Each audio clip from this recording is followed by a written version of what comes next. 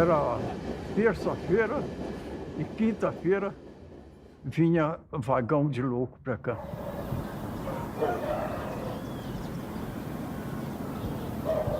Não tinha nada diferente. Só no vagão de louco escrito vagão para louco, né? Tinha assim nas tábuas lá de fora assim escrito. Quer dizer que aquilo ali não tinha, passageiro não podia ir lá, né? Eu trabalhei numa estação chamada Aureliano Mourão. Lá, coitado deles lá, chegava às 7 da manhã e saía às 7 da noite, nessa estação. Então os coitados sofriam. Tinha uns que choravam. Outros pegavam marmita de comida. Nós tínhamos um restaurante que fornecia boia para eles, para qualquer um lá. Às vezes comia era com a mão, outras vezes comia de um modo muito esquisito, igual porco ali, né? Poxa, assim, né? Eu já vi a polícia judiar com louco, essas coisas tudo assim, mas tinha policial também que era muito humano, muito humano. Eu vi policial, o dinheiro dele não dava para ele comprar pro louco, a boia dele ele deu pro louco, né? Ah, tem coitado que vinha para cá pro hospício aí, dava gosto você conversar com ele, você conversava direitinho. Tinha outros que cantavam, muita gente falava que tinha música, nem louco era. Diz que às vezes bebiam as coisas lá, faziam umas besteiras, a política ou algum enguiço empurrava ele como louco, as autoridades, né? Daqui é que ia pro hospício. Bom, o que eu pensava era o seguinte, eles iam sofrer, mas era o recurso. Eu acho que é uma missão muito difícil. Quem cuida de um louco. Tinha 5.000 pacientes quando eu entrei aqui, na época. Toda quarta-feira, chegava um ônibus entupido de paciente, vomitando, tendo diarreia, urinado, do Hospital Raul Soares. Porque a polícia militar, a polícia de rua lá de Belo Horizonte, eu não sei qual tipo de polícia, pegava todas as pessoas que estavam perambulando na rodoviária por lá e enfiava dentro do Raul Soares. Raul Soares tocava pra gente aqui. Sem nome, sem nada.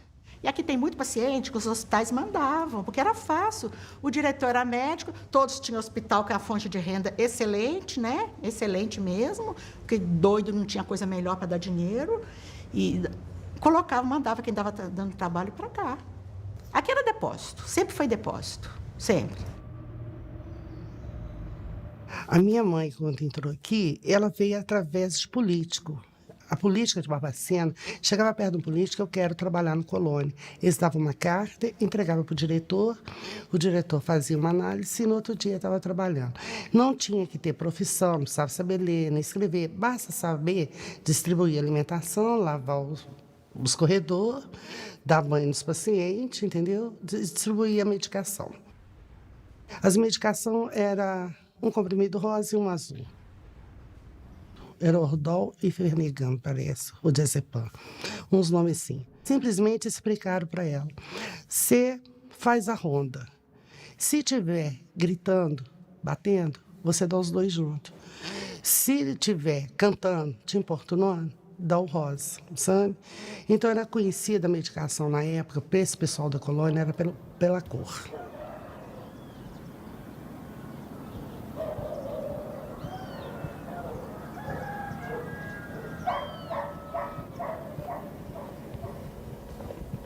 O final do século XIX em Barbacena é marcado por um mito que se cria na cidade, no Brasil como um todo, de que aqui havia um clima muito especial, clima serrano.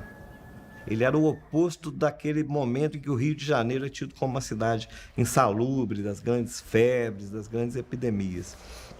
Então, de certa forma, a elite do Rio de Janeiro, que é a capital do Brasil, então começa a descobrir em Barbacena um lugar para se tratar. E não é só das doenças respiratórias, das doenças clínicas. As chamadas doenças nervosas começam a ter espaço no antigo sanatório, que é o ancestral do Hospital Colônia. O antigo sanatório, que funcionava nos prédios que hoje compreendem a assistência aos alienados, ele era um lugar de muito requinte, com os talheres de prata, com um menu muito charmoso, todo em francês. Ele tem uma linha de trem exclusiva para atender essa clientela que chega. A mesma linha que depois vai ser comparada com as linhas que os nazistas usavam para o complexo de Auschwitz. Então é uma história paradoxal. Ela começa com um requinte de um spa de luxo para pessoas ricas, que depois foi adquirido pelo governo do estado de Minas Gerais e ao longo do século XX se transformou no terrível Hospital Colônia de Barbacena.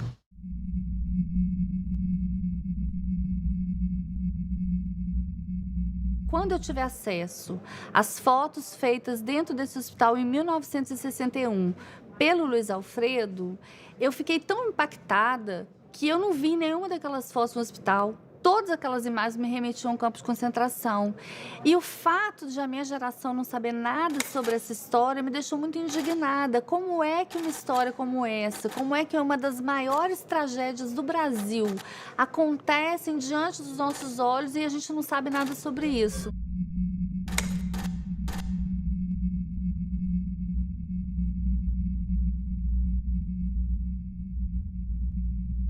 Eu descobri que o Brasil desconhecia uma das suas piores tragédias.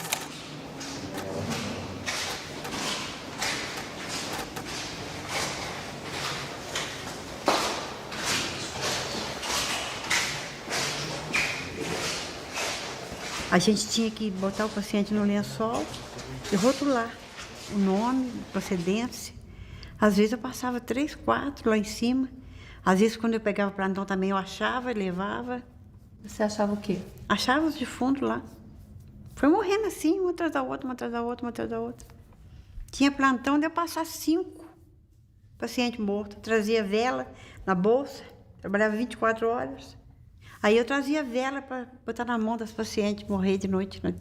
Nós fizemos uma enfermaria lá embaixo, no fundo do Crispim. Tinha um quarto sobrando lá. Aí fizemos uma enfermaria ali, para ver se salvava alguma coisa, né? A gente trazia leite de casa, fazia leite em pó, tentava colocar na boca, mas já estava no estado muito ruim mesmo. De repente, começou a vir uma canja branca rala, que você servia com a caneca, nos pratos de alumínio.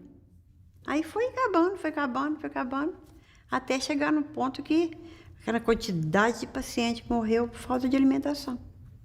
A enfermagem aqui não tinha nada, né? Tinha nada. Tinha aquela bacia ali, ó, eu chamava de bacia fervedeira, que você fervia a seringa que servia para todo mundo. Aqui tinha uma injeção chamada Benerva, que era um complexo B. Enfiava que cabia na seringa, 10 ampulhas de Benerva e tudo, uma agulha desse tamanho, e ia aplicando de paciente em paciente. Hoje tudo é descartável, antigamente não era. Era isso que tinha. Lá embaixo do departamento B tinha um funcionário, que ele era guarda emprestado da Polícia Civil. E ele ficava com arma, que ele achava que era a polícia aqui dentro. Então, muitas vezes ele puxou a arma para mim, ele puxava para o paciente, os remédios punha tudo dentro de uma caixa de papelão, ele olhava para a cara do paciente, esse aqui que eu vou dar, esse aqui que eu vou dar, esse aqui que eu vou dar. Se o paciente não quisesse, ele ameaçava com a arma. Era um médico para 3 pavilhões. Eles chegavam na portaria do pavilhão, chamavam os funcionários e aplicava a medicação para ser aplicada. Tinha pavilhão igual o Crispim, que era o horror dos horrores. 400 pacientes, homens, tinha uma grade fechando, tudo violento, sem medicação. E se você entrasse lá, eles pulavam em cima de todo mundo. E nessa época eu não via comprimido, não via não. Eles davam xarope aí, que o farmacêutico fazia, né? E o eletrochoque, que era muito usado.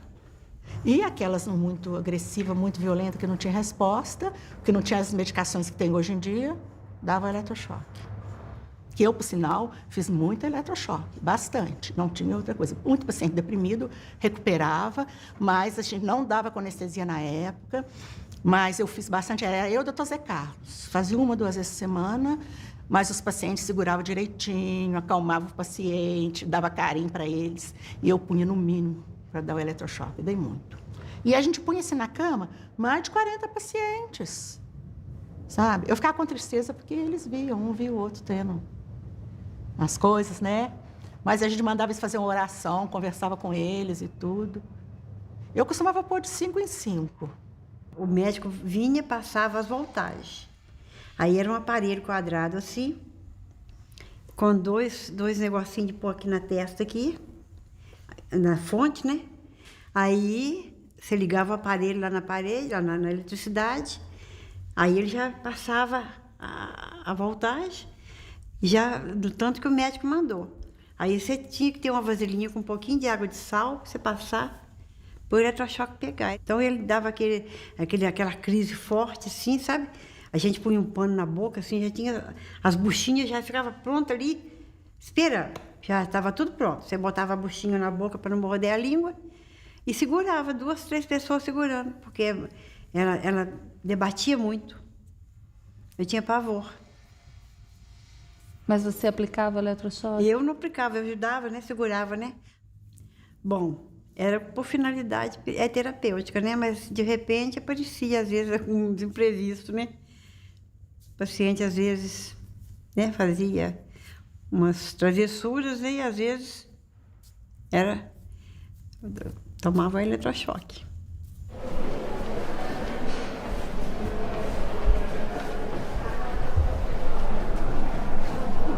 Eu tive vergonha de ser psiquiatra foi quando eu vi as cenas que eu vi.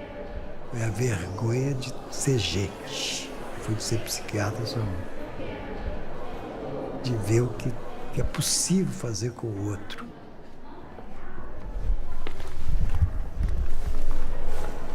As impressões eram as piores possíveis, porque o cheiro, né? A pobreza, o som que não existia, a fala que não existia. Todos eram andarilhos. O problema de ser andarilho é uma coisa interessante, né? A pessoa ficar andando em volta de si mesma, né? Horas e horas. E tudo isso era natural, tudo isso fazia parte.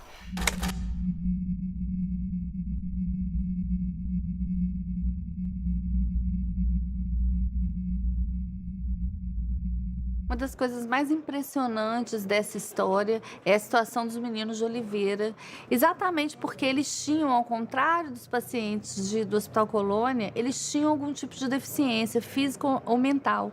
E os pais sentiam vergonha desses filhos e encaminhavam esses filhos para um depósito de crianças chamado Hospital de Oliveira. E aí, quando esse hospital fecha, esses meninos, eles acabam mudando de depósito e acabam sendo encaminhados, então, para o Hospital Colônia no início da década de 70.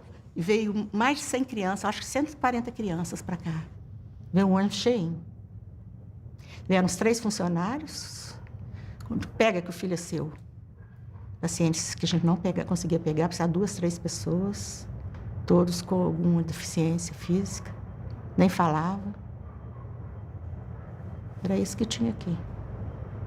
Tinha um pavilhão de crianças aí na FEMIG, eu ficava lá. A gente tomava injeção de impregnar, o corpo da gente ficava todo torto assim, ó. Ficava todo torto. A gente fazia força para descer o braço assim, não conseguia, doía muito. Dava choque lá.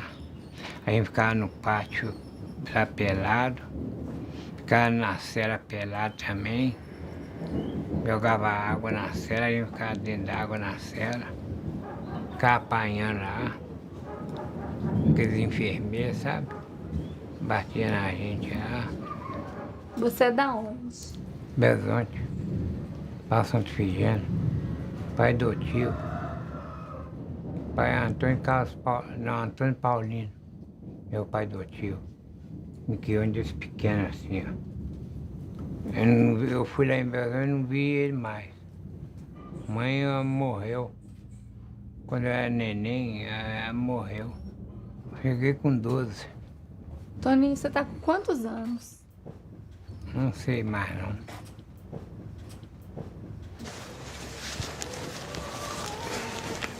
Eu fiquei com a minha mãe até na idade de 5 anos. Ela teve problema de tuberculose, na época não tinha cura, a doença não era erradicada e ela morreu. E depois que ela morreu, você ficou com quem? Fiquei com a minha madrinha. Ela que eu fazia muita bagunça, era muito arteiro, né? Ela me mandou pra cá, pro hospital. Mas eu ajudava a segurar aquele pessoal que ia tomar choque. Ajudava a segurar, às vezes o choque passava pra gente, sabe? Na hora que botava na cabeça, ligava, aí naquele estalo, aí a pessoa assustava, conforme for a intensidade do choque, passava pra gente. É uma fase meio triste contar isso, sabe? O senhor é da onde? Eu sou Benzonte. Eu vim de criança. Mas agora o que tem? Eu fui treinar lá na FEMIG, mas eu tomei injeção de entortar e eu beirei morrer. Foi à toa, eles meteram a vara na vente, batiram na vente lá, meteram a vara na vente. Lá pus eles na cela também, lá tinha cela, pus eles na cela, pelado, sem roupa, sem nada. E fazia isso com a vente à toa. Eu não fazia nem atinado nem nada. Eu fazia vacina todo dia. Era obrigado a fazer vacina lá. Não fizeram, ele me ticou na vente lá. Xingava a vente. Meu pai não internou em orar. Meu pai não internou em orar. Ninguém veio me visitar, nem aqui nem lá. Ninguém. Eu estou com saudade do meu pai até hoje.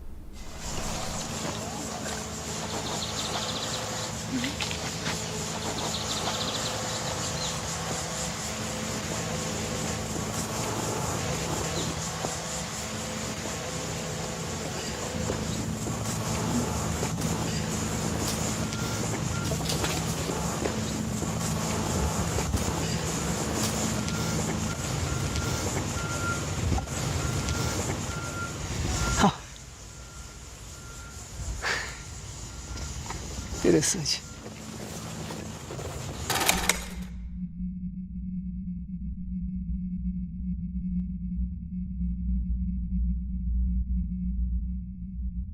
Eu estou sentindo que eu estou todo arrepiado.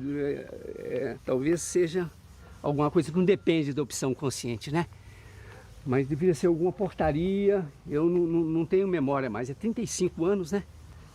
Essas coisas, elas têm uma memória muito... elas estão guardadas num espaço muito escondido na mente da gente, entende? Elas têm uma relação muito com dor, com sensibilidade. Eu fiquei aqui por volta de 4 horas com um grupo de médicos. Aqui, né? Aqui não é das crianças, será? Talvez fosse a coisa das crianças, mas não tinha essa cerca. Aquilo ali também, deixa eu ver. E como que as crianças estavam? Elas estavam... A criança normalmente é mais... Elas ficavam quietinhas, né? Não movimentavam. Tem até uma foto de uma que está bem na posição fetal que eu fiz, né? Uma foto que eu fiz por cima. É uma situação de defesa que eu achava, né? A única maneira de se defender da situação que estava era de apertar o corpo, as mãos. Tinha um menininho também, que esse foi muito forte também. Eu não lembro onde que foi que eu fiz a foto, que ele... Eu lembro que a hora que eu cheguei perto, ele levantou o bracinho e falou assim: moço, o senhor quer ser meu pai? Esse foi forte. Pôs a mãozinha assim, chorou. E a foto é uma das fotos que sensibiliza muitas pessoas quando vê. O choro dele, procurando um pai naquele lugar ali, né?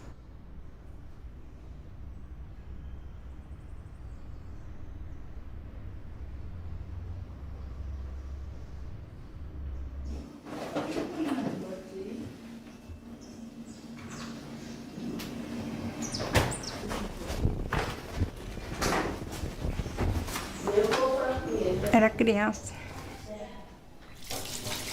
Minha família internou eu, criança, assim, na Oliveira. Eu dei alguma crise, assim, não tinha remédio para levar no médico, aí me internou. Injeção, tinha aquela injeção grossa, desse tamanho assim, dava aquela injeção grossa na gente, de pregnar, choque já viu os outros tomar, e paciente morrendo, tadinha, sim. E nós já passou fome também, isso já falo verdade, quem fala verdade merece castigo. Nós ia lá no mato para pegar capim de lixo, cheio de formiga, para botar num colchão. O colchão era assim, era um colchão assim, de pano. A manda fazer, remendar assim, e botar na cama para a gente dormir. Os bichos tudo mordendo a gente, a formiga mordendo a gente. Ninguém apareceu. Mas eu tinha saudade da minha família, eu já sonhei com a minha família, já sonhei com minha mãe, assim, que eu ia na rua assim, mãe, me dá um copo d'água. Aí ela falou assim, não, filha, entra dentro de casa, assim, não, mãe, quer só um copo d'água. Aí ela me dá um copo d'água, tem vezes que eu fico triste no meu quarto, saudade. Não é o que eu fazer, não posso fazer nada. Não fiz nada com minha família, não fiz nada. Eu não posso nem falar mais nada desse negócio, não, senão eu fico triste, minha família. É como se a memória deles, afetiva, tivesse parado no momento do abandono. Eles tivesse sido congelada ali, no momento do abandono, quando os pais deixam eles ali e nunca mais voltam. Quando os sobreviventes puderam falar, é impressionante o impacto que isso teve dentro do Brasil, quantas pessoas se sentiram envergonhadas pelo tratamento que durante décadas e décadas foi oferecido para pessoas consideradas indesejáveis sociais, a forma indigna que o Estado brasileiro e que a sociedade brasileira trata e tratou essas pessoas, é uma herança que nos envergonha.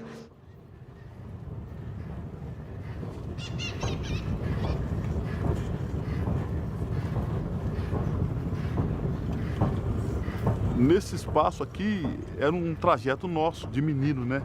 Que nós atravessava entre meias locomotivas e, como menino não tem nada na cabeça, vamos na FEMIG, vamos na assistência, chamava assistência na época. Vamos para assistência? Vamos passar para nós ver os doentes, vamos. Aí subia no muro, ficava olhando, mas era, né? Hoje, assim, dá até dó na alma, mas era muita gente mesmo.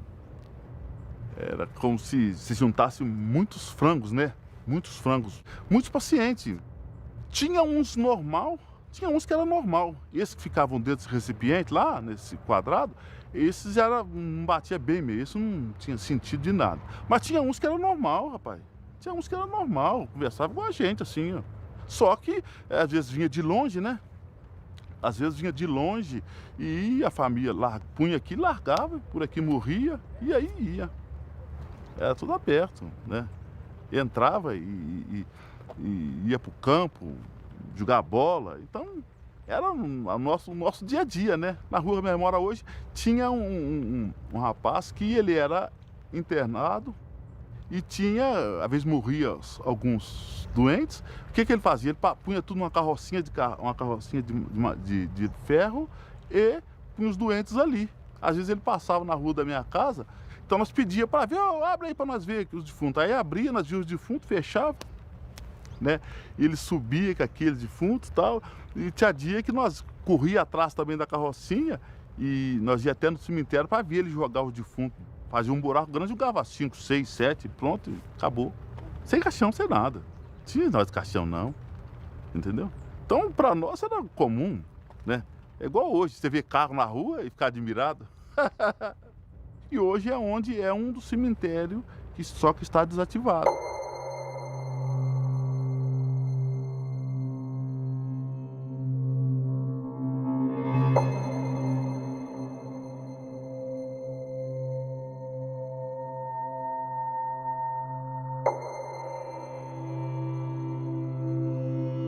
Se você cavar aqui, você vai encontrar ossos e ossos aí, né?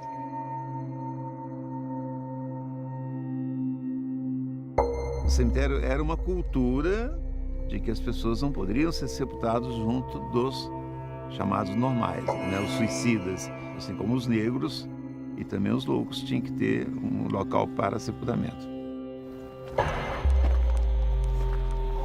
Pouco depois da criação do hospital, em 1903, já se fazia sepultamento no cemitério do Cascalho, depois cemitério da Paz, foi dado o nome.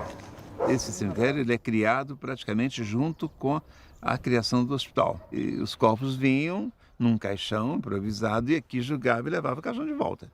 Era enterrado. Tanto se nós estamos aqui sobre ossos, entendeu? Ou seja, pelo volume de pessoas que foram sepultadas aqui, que então estamos, a qualquer momento você vai encontrar ossos humanos aqui. Num hospital onde se tem relato que na época de frio chegava a morrer 60 pacientes, porque eles amontoavam, um protegendo o outro, um se protegendo e os de baixo morriam asfixiados.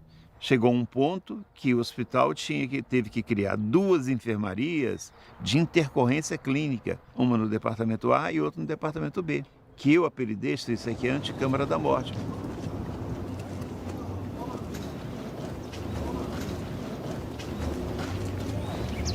Aí eu ainda, diretor, chego os moradores, os vizinhos começavam a queixar do cheiro, ou seja, então percebemos que a terra já não estava absorvendo a quantidade de mortos, então nós resolvemos encerrar o contrato e não mais permitir o sepultamento de pessoas aqui nessa instituição. É muito estranho você imaginar um hospital que já tinha acoplado a ele um cemitério, porque a expectativa do hospital não era curar, era levar essa vida até onde fosse possível para finalmente sepultá-la. No primeiro momento do hospital, as coisas funcionaram de uma forma diferente. Ele cumpriu o papel baseado na medicina francesa, pelo menos até a década de 30. É onde eu sempre afirmo que a partir do Estado Novo, o regime forte, né, as coisas começam a complicar dentro da instituição. A família, quando internava, ela não queria saber, né? Tem história, né, de famílias que internavam e mudavam de endereço ou de cidade para não receber ou não ter comunicado dos pacientes. Então morria, você não tinha como, às vezes, comunicar com a família, e quando comunicava, a família não tinha condições de vir buscar o corpo. Muitas vezes era cedido às faculdades.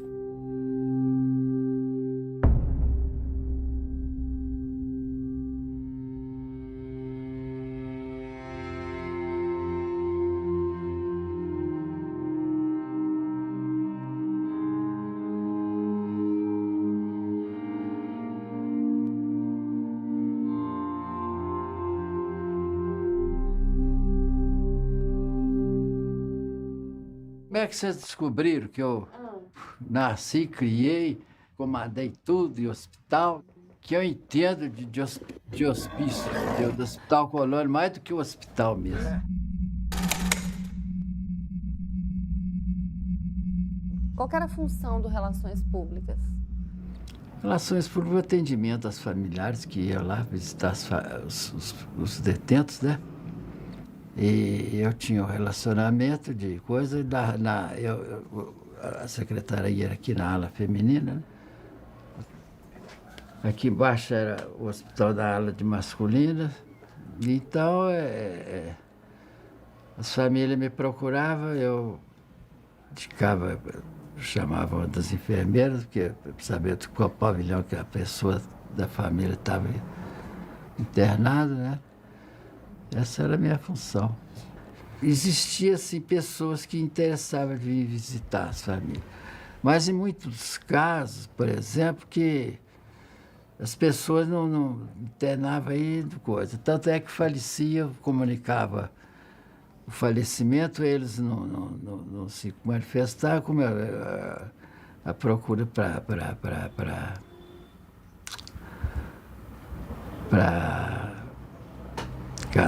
essas faculdades era enorme, né? Então eu atendia as faculdades que precisava, né? Então morria, a gente trazia cá para cima. Pegava com cobertor, 4, eu e mais 3 pacientes, no cobertor, que nem uma maca a gente não tinha, não. Aí punha lá em cima, arrumadinho lá os corpos lá, tudo assim no chão, assim, com procedência, com tudo. Olha, os pacientes estavam mortos lá já, esperando eles virem buscar. Aí chegava, né? Às vezes não tinha condução própria para vir buscar, levava daquele jeito mesmo. A gente ouvia cair dentro daquela caçamba igual pedra, assim, lá. Era eles jogando lá. Depois tampava com uma lona e ia embora, né? Ninguém. Eu tinha um relacionamento de comunicar com os familiares, né? Quando eles não se manifestavam interesse de vir buscar o cadáver, qualquer coisa, né? Quando tinha o cadáver disponível, a gente cedia para as faculdades. E esses cadáveres, eles eram cedidos ou eram vendidos? Não, era cedidos, não era vendidos, não. A gente viu documentos, inclusive livros de registro, que tem o preço de cada peça anatômica. Preço? O senhor sabe alguma coisa sobre isso? Não, isso aí eu não sei, não. Como é que isso aí não estou ciente disso, não. Eu só recebia a ordem do diretor eu passava para o Clarido, que é o preparador, e a minha secretária fazia nada de dinheiro.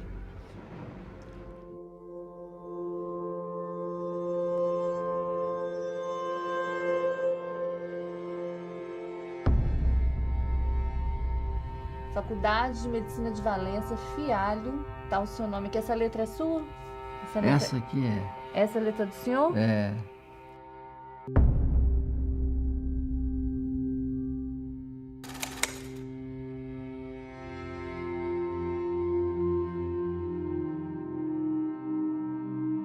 Essa questão da venda dos corpos, que é um fato já do final dos anos 70, ele é a exacerbação de uma sequência de descaminhos que esse lugar vai tendo ao longo da sua história. Quanto menos hospital ele fica, e mais prisão, e mais reclusão, e mais depósito de gente, mais margem para essas coisas que hoje a gente percebe como absurdas se dá para acontecer. Sai bem?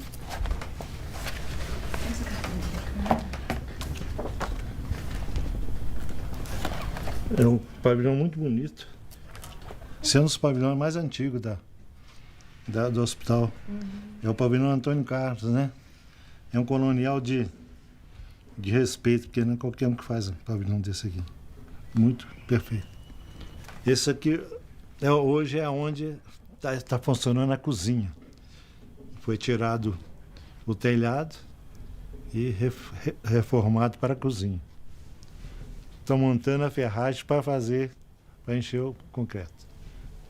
Um é o João Preto, paciente, tá vendo? Todos são pacientes, tá? Esse aqui da Possível com o paciente. Esse é o paciente que tomava conta dos porcos lá na Possível. É um paciente que, inclusive, ele morava, tinha um quartinho dele, tinha um chuveiro dele. Você daria o cigarro e ele está lá, tranquilo. Eu vivi muito dentro do hospital por ter contato com a minha família lá dentro, eu ia muito, né? Andava lá dentro, tinha regalia dentro do hospital. Então, estava lá, conversava com os pacientes. O estado dos pacientes, para mim, era normal. Porque os pacientes, eles não agrediam ninguém, eram os pacientes educados, conversavam. Eles precisavam de um afeto, né? Você conversar. Então, os pacientes do Hospital Colônia, na época, eles iam para olaria fazer tijolo. Eu frequentava, inclusive, a olaria, porque meu pai era um chefe daquela parte. Eles tinham uns que até dormia à noite, né? Porque tem que refazer o fogo no forno, né? Esse forno para queimar o tijolo. Então, eles é que olhavam, os pacientes. Do tempo que eu vivia lá dentro, lá tinha 280, 300 pacientes. Era 2 funcionários que trabalhavam a noite inteira olhando eles. Quer dizer, não era uma coisa do outro mundo, não. O paciente pegava um cobertor ia arrancar capim para fazer os colchões para eles dormir. Eles mesmos faziam o colchão deles, costuravam, davam os pontos. Entendeu? Que o paciente, como diz o doutor Fortino para mim, o paciente psiquiátrico, ele precisa fumo de cigarro e comida.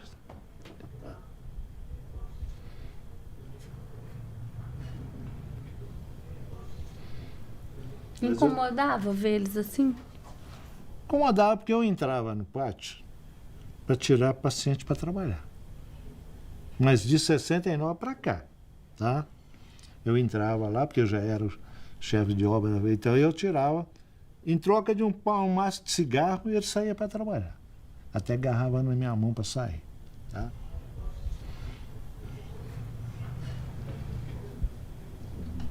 Os pacientes da colônia, os homens que eram bons, saíam para prestar serviço ao município, sabe? Calçar rua, capinar a rua para o prefeito, sabe? E muitos diretores do hospital levavam paciente também para ajudar nas construções da casa deles que estava fazendo. E levava esse paciente para ser pedreiro, servente pedreiro, sabe? Mas ele não tinha pagamento, tá? Eles tinham, como diz o outro, mordomia de sair do pátio e ganhar um maço de cigarro, que eu passava aqui na secretaria e pegar o pacote. Isso aí. Eu mesmo, quando eu estava mexendo na reforma dessa casa, eu trouxe eles para trabalhar aqui. Eles trabalharam aqui comigo. Eu tenho um chão ali com os cacos de azulejo, foi o paciente que sentou.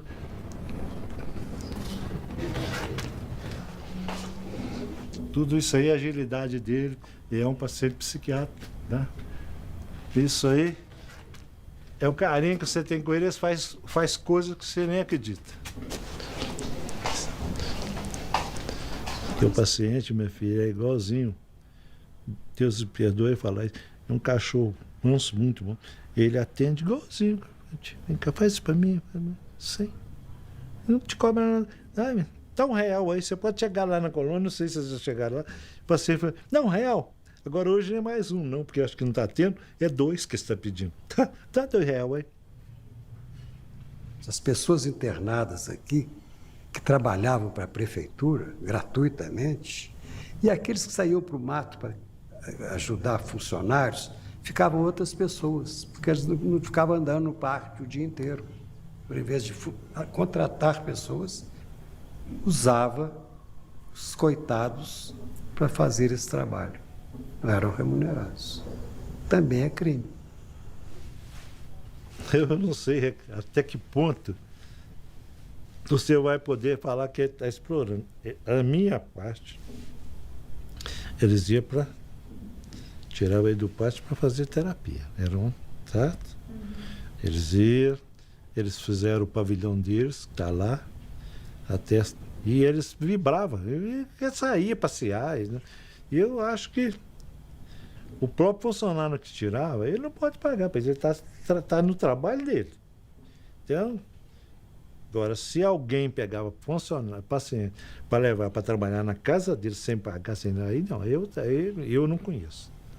Eu nunca ia usar isso e não ia deixar ninguém fazer isso com meus pacientes que estão comigo. Tá?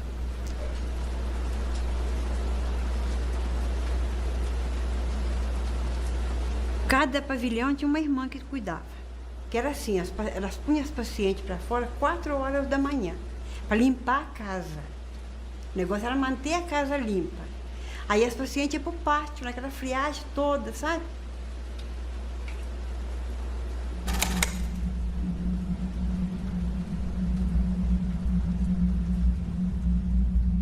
Tinha irmã de caridade aqui na época.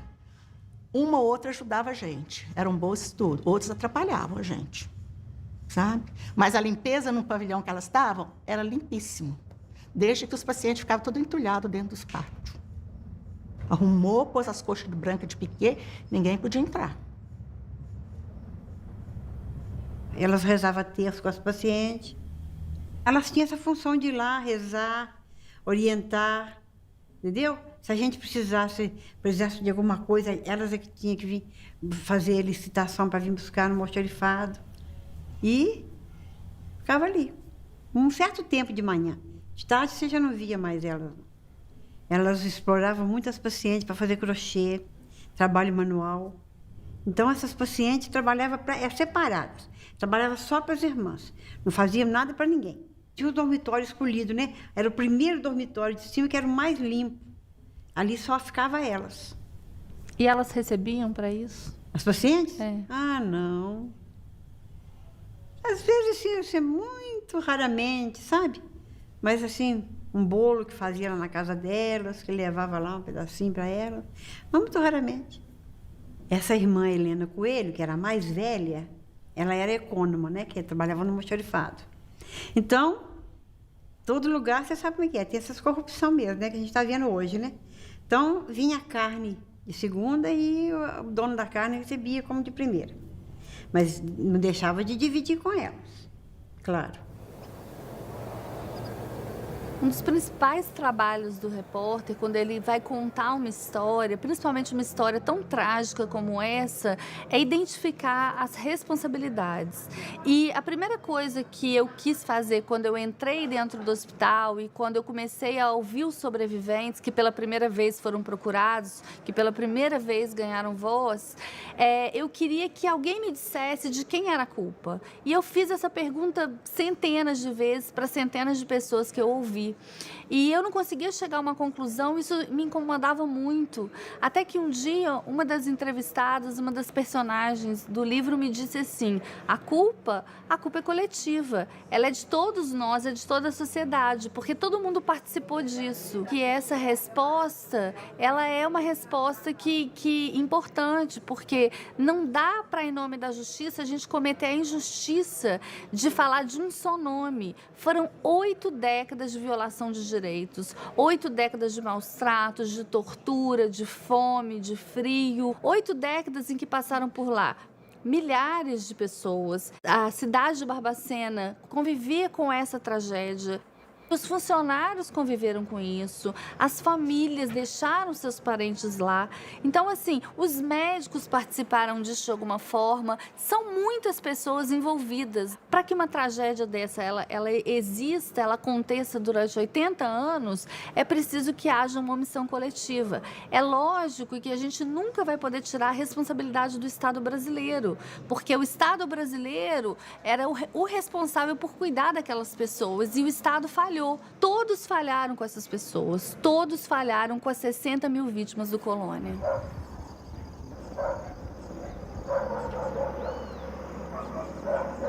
Minha lembrança da minha infância foi na FEBEM.